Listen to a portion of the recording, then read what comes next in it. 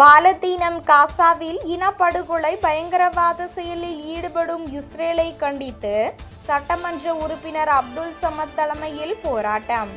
தமிழ்நாடு முஸ்லிம் முன்னேற்ற கழகத்தின் திருச்சி மாவட்டம் சார்பில் பாலத்தீனம் காசாவில் இனப்படுகொலை பயங்கரவாத செயலில் ஈடுபடும் இஸ்ரேலை கண்டித்து மாபெரும் கண்டன ஆர்ப்பாட்டம் நடைபெற்றது.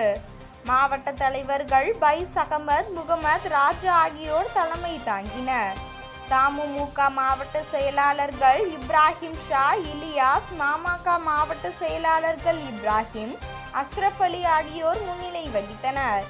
இப்போராட்டத்தில் பங்கேற்று கண்டன உரையாற்றிய மாமக பொதுச் செயலாளர் அப்துல் சமத் எம்எல்ஏ, பெண்கள், குழந்தைகள், முதியவர்கள் என பாரபட்சம் பார்க்காமல் நடத்தி வரும் காட்டு மீராண்டித்தனமான தாக்குதலை நிகழ்த்தும் கொடூர கொலையாளி நாடாக மாறிவிட்ட இஸ்ரேலை உலக நாடுகள் தனிமைப்படுத்த வேண்டும் எனவும், பல்வேறு நாடுகள் தங்களின் கண்டனங்களை இஸ்ரேலுக்கு எதிராக தெரிவித்து வரும் நிலையில் ஒன்றிய மோடி அரசு இதுவரை இனப்படுகொலையை கண்டிக்காமல் வேடிக்கை பார்ப்பது கண்டனத்திற்குரியது எனவும், தமிழ்நாடு இசை கல்லூரியில் நடைபெற உள்ள இஸ்ரேலிய திரைப்பட விழாவை உடனடியாக தடை செய்ய வேண்டும் தமிழ்நாடு அரசை கேட்டுக்கொண்டனர்.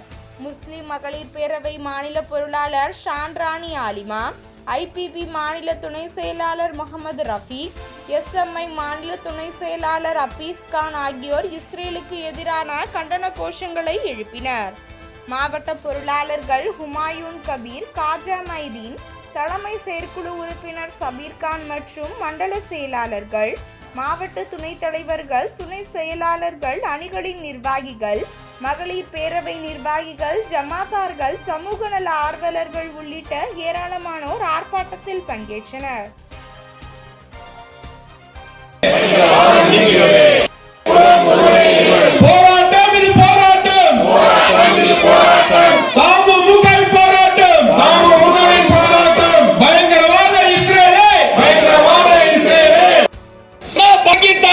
பாகிஸ்தான் சொன்னானா நான் மறுக்கிறேன், செஞ்சேன்னு சொல்லணும். இஸ்ரேல் குண்டை போட்டு நான் தான் போட்டேங்கிறான்.